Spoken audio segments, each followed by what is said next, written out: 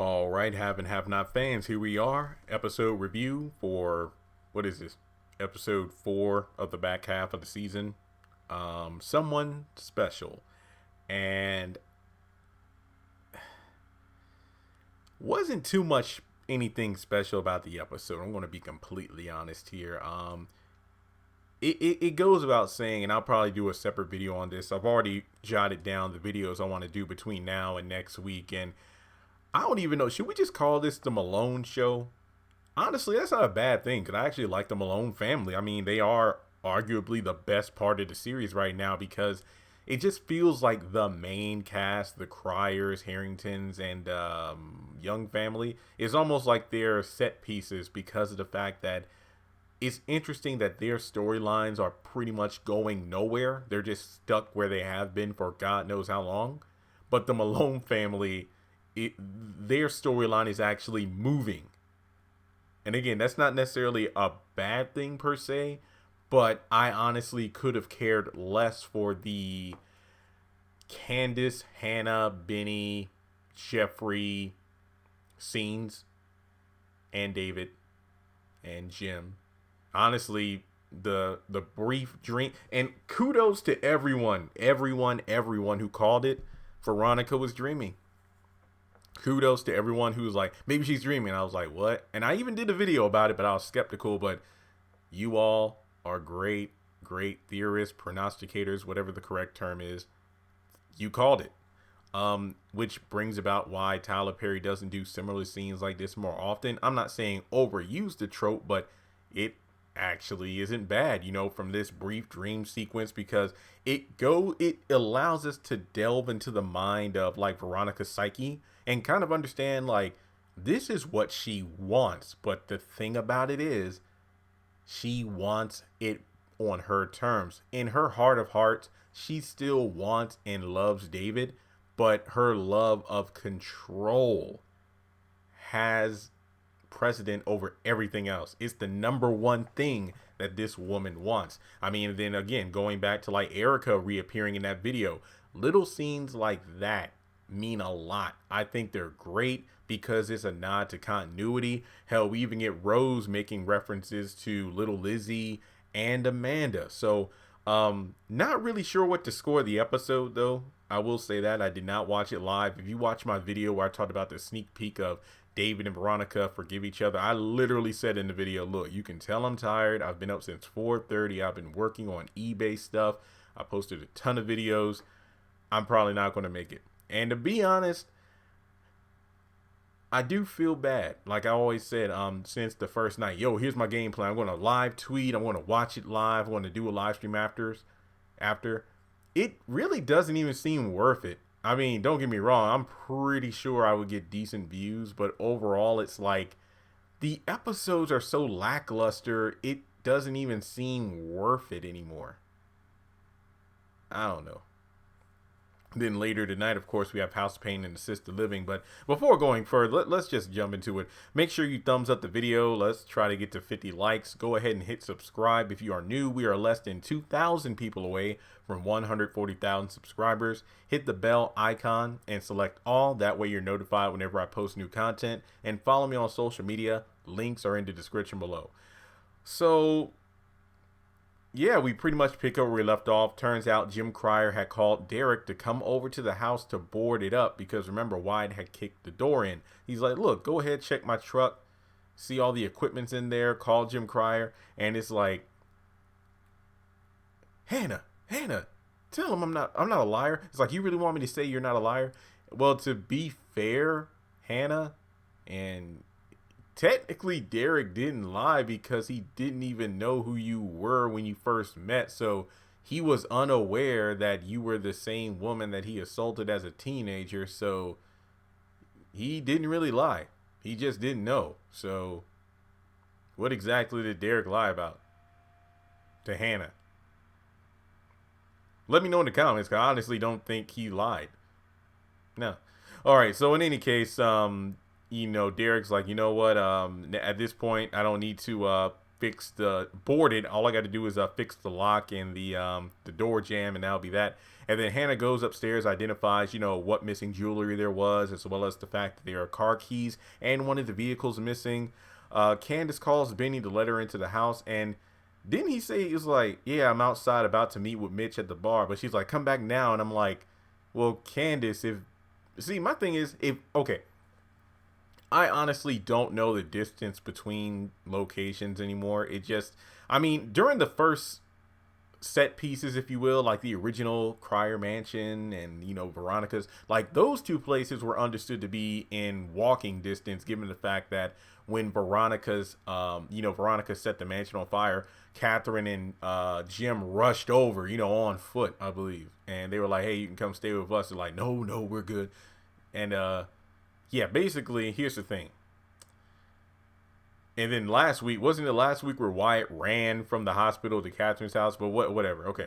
So let me just put it this way. I'm just going to make up a scenario. Okay. I'm at let me just say I was back home. Let's say I was back home, my folks' sister, whatever.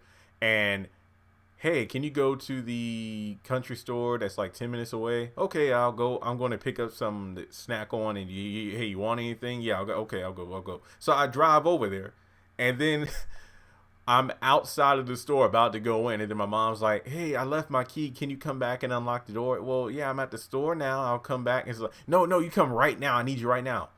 What the hell kind of sense does that make? Because Mitch literally later in the episode tells Vinnie the information that he wanted to hear in regards to Derek. And if he would have taken like 3 to 4 minutes to do that, not to mention, why did Vinnie have to come over to get the information from Mitch? Why couldn't Mitch just call, text, and or, hey, here's a link to this report.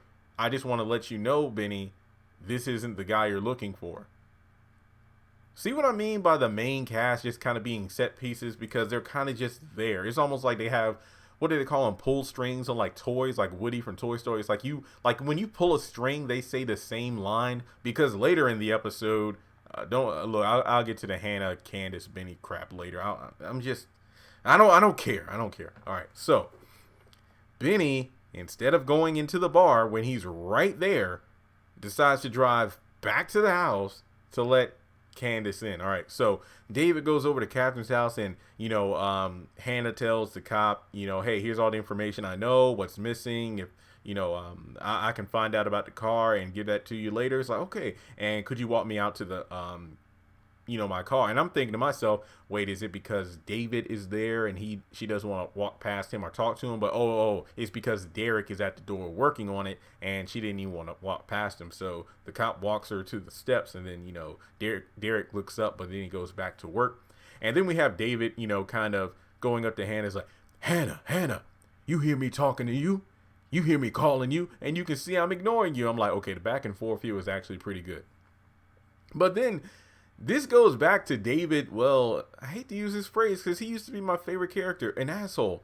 It's like, look, I want to warn you. You better not pick sides. You still work for Jim. And I'm thinking to myself, David, for real, come on, man. It's like, you work for Jim. I don't work for Jim Crier. Like, well, you work for Catherine, and let's be real. Jim and Catherine are always going to be together. Which says a lot coming from you, considering I would be more inclined to believe that Jim and Catherine will always be together compared to David and Veronica. It's like, look at how much stuff Veronica has put David through. And I'm not saying David hasn't raised a hand to her, because we've seen that happen twice, striking her in the face with a pimp slap. I had to pimp slap that bitch. And then when he tried to drown her. But overall, it's like setting cars on fire, destroying private property, burning up the house with you in it. Not to mention the second time. Okay, yeah, she's set both cars on fire the first time, and then somebody placed a bomb in the other, then sent a group of thugs to shoot up the place. Yeah, so David, probably not the best person to say they'll always be together. It's just that Catherine hasn't set the bar as high in terms of craziness as Veronica. So yeah, I'm not going to lie. I think deep down, like I said at the beginning of the video about that dream, Veronica deep down I feel does care and still love David. But when it comes to Catherine and Jim, he's just a sex hound. But at the end of the day, they still love each other. But basically, he just makes it clear that, look, you need to tell me what I need to know or want to know so I can relay it to Jim. Why don't you go talk to the police? They won't tell me anything. Oh, well, bye. And then that's it. And that's literally all it is, because it's like David tries to exert authority but doesn't realize that he's talking to the executor here. So Hannah ain't got to say nothing to him. And then she leaves. Okay, so we go over to the police station again, and the paramedics are taking Morris out on the stretcher. As to whether or not he's still alive, it is unclear, because remember in the last episode at the beginning where Vinny's, flying off at the mouth at the officer, he was losing a pulse, so I don't know. I'm going to assume he's clinging to life and the paramedics help. I honestly don't know. We just saw the body rolled out of there, and that was it. So we don't know if he's alive or dead. And then we have a new officer, Officer Scott, and you know how I love redheads. But what's her name? Actually, we talk sometimes on Instagram, and this was the first time she's on the show. Very nice woman. Her name is Jessica Williams.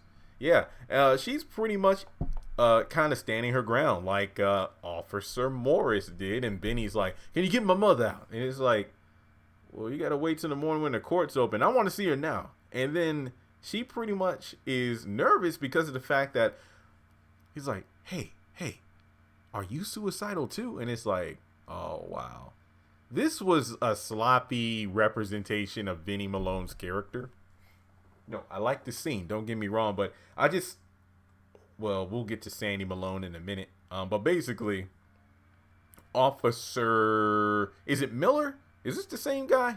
The one who originally went to see Mama Rose a couple episodes ago because he kept telling Catherine to shut up. Because Officer Morris was the one who got shot, and then Officer Miller was, I don't know, I think this is a different guy. He looks kind of different in the face, because I do remember this is the officer that was the first to come out of the door when the gunshot went off and he saw Morris on the ground. But basically, he knows what's going on, so he tells Officer Scott to go to the back or whatever. And, Vinny's telling him hey, get my mother out. He's like, hey, I got to call the chief. Don't worry. Your mom's fine. We have a nice chair for her and everything. A chair in prison. Okay. Make sure you get her out. Okay. And then, basically, he's a bit nervous. Like, hey, son, relax. But go get my mother out. And he goes to tell Mama Rose that, hey, your son, your family is out here. And before he gets there, Catherine's chilling, and Mama Rose is talking with the officer. Pretty much says, "Hey, you need to call the chief and let him know that I'm in here," because the officer's like, "Hey, if I call the chief, he gets pissed if we call late at night." It's like, well, just say Mama Rose is in here and he won't be pissed, and also say that I asked about his daughter, Ashley in college. I'm going to assume that's the chief's daughter. That can mean one or two things. Number one, Mama Rose is aware of the chief's family, and this is a slight nod to, hey, chief, if you don't straighten things out in this police station, I want to kill your daughter. Or this could be a nod to, that we paid your daughter's way through college, right? So it's one of those it was like a double talk, but I liked it. And the guy's nervous, and once again, Mama Rose is like, hey, you should have called the chief first. Call him right now. Get me out of here and relax a bit, but not too much. Again, I like the acting here. It's subtle, threatening, and Catherine, I ain't gonna lie, she's stretched out on the bench in her cell. It's like, is this what you do? You just threaten people? And then they have a nice back and forth. So then Catherine gets up. I ain't gonna lie, I thought that was kind of seductive. The way she got up on the bench. I'm just saying. But in any case, they have their back and forth, and Mama Rose is, just saying like, look, what, you think it's just because I intimidate people and whatnot, that's all I do? True, but it's something I do much better than you. But then she stabs, no pun intended, the knife even further in Catherine due to the fact that, oh, you know what, little Lizzie, yeah, your son, it's a crying shame what he did to that little girl. And how's your daughter? Yeah, the one who took her own life? No, it was homicide. But I like these little nods to continuity. These are great. even though we still don't know what happened to Amanda, but whatever. And no, I don't think Wyatt did it. But she even says that, what would it be like if I get one of her family members, little Lizzie Castiles? What if one of her family members is in your cell? And that actually is probably going to happen due to a cast listing from a while ago. But in any case,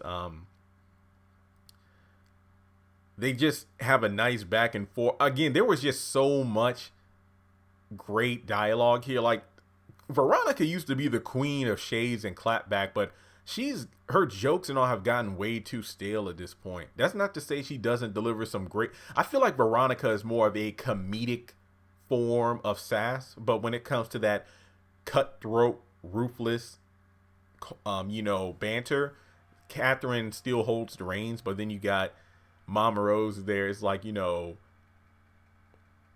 oh, well, I'm a queen. Well, oh, in that case, why am I sitting on the throne? And I'm like, damn, Mama Rose. See, this is why I was mad about this episode, because I knew Rose was going to get out, and that would be the end of the Catherine and Mama Rose banter. But go back and watch, and this goes back to like the early episodes of the season. I could just watch the Malone scene, specifically the Mama Rose and Catherine scenes, and that's it, because all the other characters are just doing nothing. All right,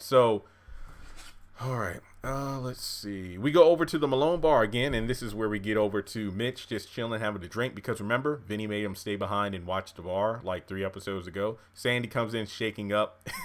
I mean, he's shaking up over the whole thing. But I love how Mitch, and I'm mad at myself because I was like, all the videos I did over the past week, the one I forgot was about Sandy Malone, but technically it really doesn't matter. I mean, I can still do it, and plus we've gotten this scene, so it adds more context to it. But yeah, Sandy just loves to flaunt the Malone name, to pretend he's all big and bad. But to say that he's never seen anything like that before in regards to a shooting, it's like, what? Like, to be honest, I would have been taken aback too, just by how random and ruthless the shooting was. To shoot that officer in plain sight. Yeah, the dude have the camera cover with his hand, but that was just reckless. But basically Mitch tells him, look, you want the big and bad, you just want the Malone name to be all big and bad, but you don't want to have any of the you don't want to get your hands dirty. Like, literally, he's like, oh, I feel sick, man. What am I going to do? That dude was like a young guy who's maybe like what, 22 years old. And it's like, are we going to jail? What are we going to do? I mean, I left, but I mean, I was still there when it happened. What's going on? I'm like, nigga, man, get your ass out of here. And then you got the nerve to be a bigot when it comes to black people. Sit your ass down, Sandy. Sit your ass down. Have a few seats. Yeah, I bet you won't be going to, I bet you won't be wanting your girl, Rihanna, to be at your place now. I don't think he can handle it. No, I ain't going to say he can't get it up. I'm not saying that. All I'm saying is, in regards to his demeanor right now, he don't need a woman. He needs to have several drinks and several seats. Yeah, I said it. But it brings about the question of, once again, if Mitch were there, I wonder how that situation would have went down. I mean, it isn't like Mitch is incapable of violence, because it's been mentioned before. He did a couple of jobs with the family, and he did a great job at it. Hence why they're so dead set on getting him involved, but he doesn't want to. But in any case, let's see. We can move over to, and thank God, this was a brief scene, but I could have completely did without it. Jeffrey shows up to Madison's. Justin's question, oh, did he call you here? Oh, are you with him now? Yada, yada, yada. Jeffrey, I need help. I don't think I'm going to make it between my family and your mom and this and that. Madison comes to the door. He steps out, and like, what? They put their arms around each other, and they go in, and Madison's like, bye. And then he's like, wait, you feel bad for him? Yeah, I do kind of feel bad. Well, you can't help everybody. And apparently it's 2 a.m. in the morning right now. And they decide to go to bed for a few hours. That is because Madison needs to get to work in the morning, and Jeffrey's just there to make sure Justin doesn't start anything. But it's just one of those situations where Jeffrey didn't need to come over. Madison was fully capable of handling himself. And that begs the question, hypothetically speaking, Madison got back last episode and Justin was out there. If Jeffrey did not call Madison when he did, and Justin didn't notice the phone, who is that? None of your damn business. if if Jeffrey didn't call and Madison went inside the apartment and then that was it, would Justin have went home or would he still been outside? I mean, he probably anticipated Jeffrey being like, literally, there is no reason as to why Justin is still there. And Madison he should have called the cops, to be completely honest. Like, he should have either never even went inside of the apartment because, you never know if Justin would have tried to force his way in there, or he could have just called the cops or whatever. But in any case, Jeffrey's like, you need to get some help, and that's it. So they go to bed, and that's the end of that. We go over to David calling Jim, and I think that he's still outside of Catherine's house, if I'm not mistaken. But Jim, actually, this was a decent scene because Jim is self-aware. He's thanking David for everything. I know it's late, and I just appreciate you, and I don't know how you put up with me and stuff like that. And David's like, I ask myself that question at least once a month. Only once. I said at least. But basically, it's the fact that, he couldn't get any information. Hannah wouldn't tell him anything. And he's like, now, I know Hannah can be a bit, a bit. I thought he said bitch, to be honest. But no, he said a bit much. But it's like, a bit, huh? And then Jim wanted him to call it as it was. But Dave's like, no, she's a nice woman. But that's not. But in any case, Jim's like, hey, go home, get some rest. I need you to search for Wyatt. He took one of Catherine's cars. And David's like, no, I'll go now. It's like, look, you need to get some rest. Well, ain't no telling how far he can go. I need to make sure that I find him now. And he's like, well, he took the jewelry to pawn it. And we know he can't pawn anything until at least 10 a.m. So it's all good. You might as well just get some rest while you can. And then we go over to the house. And again, this is not much. Vinnie comes back, lets Candace in the house, and, he's still on about Derek. Candace says leave it alone. Hannah shows up. Just the same old back and forth. Tell me about Derek. You don't need to know about him. Tell me. Ain't nothing to know. Well, what about this police records? And then, saying that he assaulted you. And then Hannah gets off the phone because Hannah called the cops telling, you need to get up out of here. Well, Hannah, if you let Candace in the house last week, in the last episode, she would have gladly gotten her things and been out of there. But you're the one who wouldn't let her in. Then Vinnie comes back, and I can't with this. I really can't, because if Hannah really wanted to get that money back, she would have had them arrested or anything. Because they're her children, she can chastise them and say how disappointed she is, but won't actually do anything to make them feel reprimanded for their decisions. So, I don't know. And then she has the nerve to say, Catherine's been nothing but good to them. Vinnie made a good point. Her son left me for dead in the street.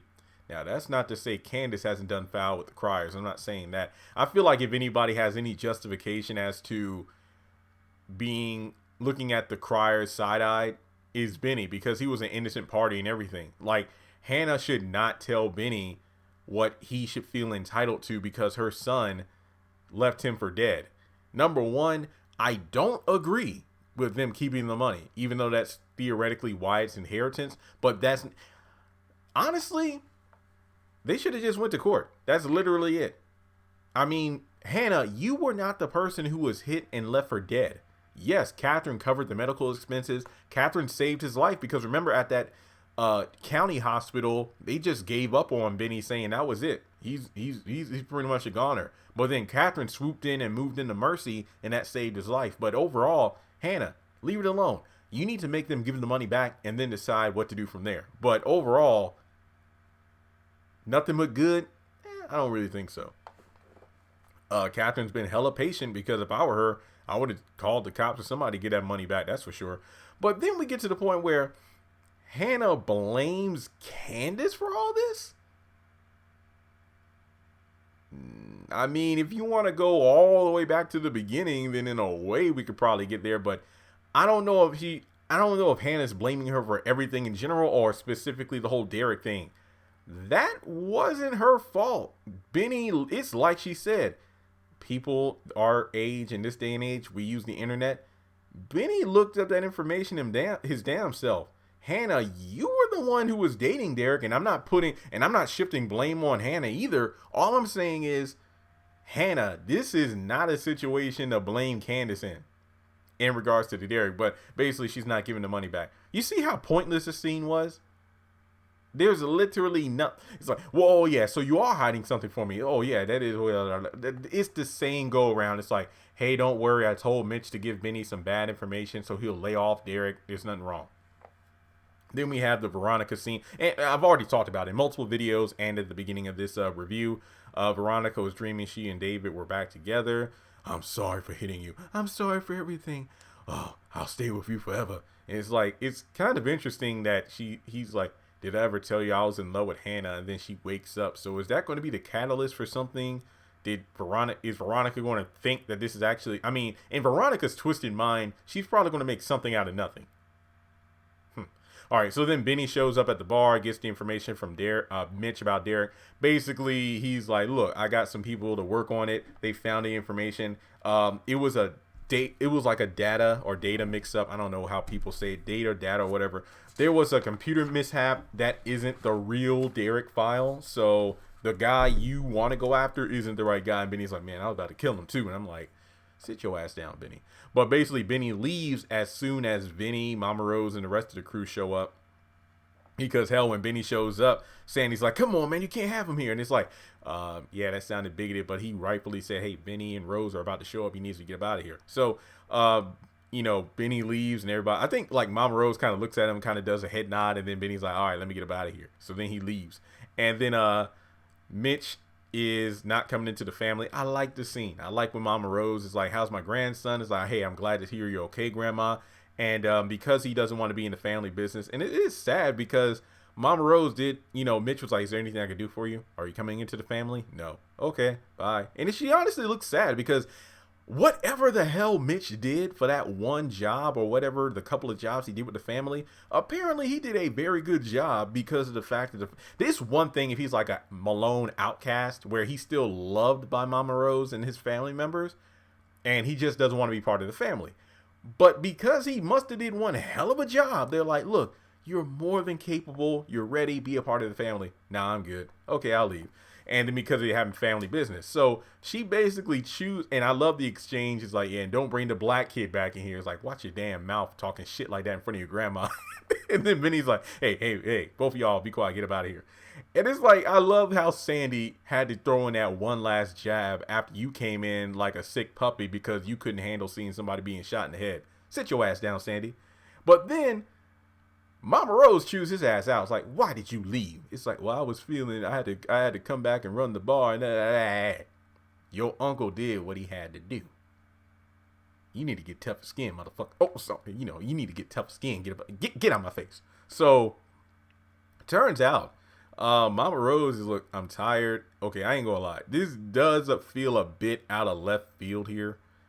I'm tired. I want to go to retire in Florida. Yeah, I want to be with your uncle in Florida. I'm just going to be retiring. Huh? And basically, she hands over the reins to Vinnie. Look, I'm not saying I didn't like the fact that we're having to exchange of power. It just, again, I'll do a separate video. It feels semi-disappointing because, I mean, if Mama Rose is gone, then that means we're not really going to see Mama Rose and Catherine. Well, no, I mean, Catherine will eventually get out, so I feel like maybe there will be an appearance again, but it does seem disappointing if this is it. But let's just stick to what we know. Vinnie, you've proven that you can handle. How? Because he shot a cop in the head? That seems like flimsy reasoning. Didn't that? Oh, again, separate video. This video's long enough as it is. But basically, Vinnie, you take over now. There we go. But let's clear some things up. I want $1 million for Wyatt's ransom because, like, hey, that crier woman, Catherine, she said that, you know, you paid her. And then Vinny's like, yeah, he was right. $50,000. She told me $75,000, but I want $1 million. Okay, we'll figure it out. And then, you know, Vinnie takes her home. All right, so Wyatt goes to the hood for some heroin with jewelry. The guy's like, man, come on. The only place that's going to take jewelry for drugs is going to be the Iron Bone Bar. And then Wyatt gets a bit rough with the dudes, you know, just trying to, like, give him what you got. It reminds me of, what was it, The Temptations, where David Ruffin is like, here's some tickets to the next show. David Ruffin, lead singer of The Temptations. Man, this show was like last night. What? I missed another show? Damn. Hey, take the car outside. Here's the pink slip. Give me what you got. Give me. Hey, you better ease up. You better hold up. It's like, don't worry, I'll get some more. So basically, from there, this woman comes over. She fine though. I mean, I couldn't really see because it was dark, but she looked good. She comes over, checks out the jewelry. It's legit, and she honestly, when Wyatt's like, "Hey, you drive," I was thinking to myself, "Lord, is this girl going to just jack the car?" But no, Wyatt gets into the passenger seat, and then him and the girl go off to apparently get more drugs, and then that's it. So basically, Candace is all packed. She says she's going to Atlanta. Remember, when she took the money from Jim Cryer, $7.4 million back in like season 2, she told Warlock she was going to Atlanta, which isn't far from Savannah, but I honestly thought she was going further away than that. But she wants to start over. Vinnie thanks her for everything, and then they tell each other to be safe, and then, you know, he walks her outside because he's like, hey, I want to get my own spot in my own name, and, you know, I got the tow truck, so me and Mitch going to get back to the grind. And then when they walk out, Derek's there, and he wants to talk with Candace alone. He pretty much explains, I was a teenager when I basically attacked your mother, and I had a drug problem. I didn't know about you. I'm a better man now, and if there's anything you want to say to me. She says goodbye, and then he leaves. And Vinny's like, you going to tell me what that's about? Vinny, shut up and drive. So then we go over to the final scene. Vinny is now the Don, and Sandy's like, I can't believe she gave it to you. What do you mean gave it to me? I mean, I had to think about that for a minute because I'm like, where was the disrespect? I think because he said gave it to him, I guess that implies that Vinny didn't earn it. It's like, oh, I'm just going to give this to you, as opposed to, wow, I mean, it's like she passed the mantle down or whatever. I feel like there was a better way to say it. But in any case, Vinny lets it slide, but, you know, pretty much says, look, you know, I know you're still shaking up about what happened in that police station, but I had to do what had to be done. And just so you know what, that was like your first time seeing it. These things happen. And now that I'm in charge, I want to change things up a bit. You know what? I think we need to turn up the heat. As soon as he said that, I'm like, Lord have mercy. This reminds me of, what was it? If Loving You Is Wrong, where Julius's father was about to pass, and his father knew that Julius was too hot-headed to be in charge. That's exactly what I feel like now. It's like Vinny about to F this thing up. But in any case, he questions the fact, like, wait, I got 50,000, but why would that Cryer woman say 75? He's going to find out what's wrong, and it has to do with Mitch, because simple math. Mitch came back with 75,000. It's like, I feel like Medea is like, Sonny, if little Timmy is like 50 plus 25 equals 75. Coincidence? I think not. But then Wyatt walks in, but not before, you know, Vinny was like, well, you know, that Catherine woman pissed off Mama Rose and she wants $1 million, so we're going to get $1 million. We got to find that Cryer kid. And she also said something about putting a family member in the cell with Catherine, Lizzie Castile. And then Wyatt walks in. And that's the end of the episode. There are so many reasons why this is so stupid. First of all, Wyatt, did that woman you were with, like, what did she do? Did she drive you to the Ironbone bar, or did she take you somewhere and wherever you went, there weren't enough drugs to fill your itch for one? And then as a result, you drove yourself to the Ironbone bar. I have a lot of questions, but I feel like this is just lazy writing. So honestly, guys, I feel like these damn episode reviews are getting as long as the episodes here, but the Malone parts were the only interesting parts. I'm going to give it a solid, believe it or not, a 7 out of 10, because I really love the Malone bits, even though some things really made no sense. But I really love the aspect of that. Even though we finally got Candace and Derek, it was a bit disappointing that it was short-lived, but I'm glad we finally had those two talk, and I don't think this is the end for those two. I think they will have a real conversation at some point. And yeah, I pretty much said everything I had to say. But let me know your thoughts in the comment section below. Make sure you subscribe and hit the like button. And if you would like to donate to the channel, feel free to do so on PayPal, Cash App, or join Patreon for as little as $1 a month.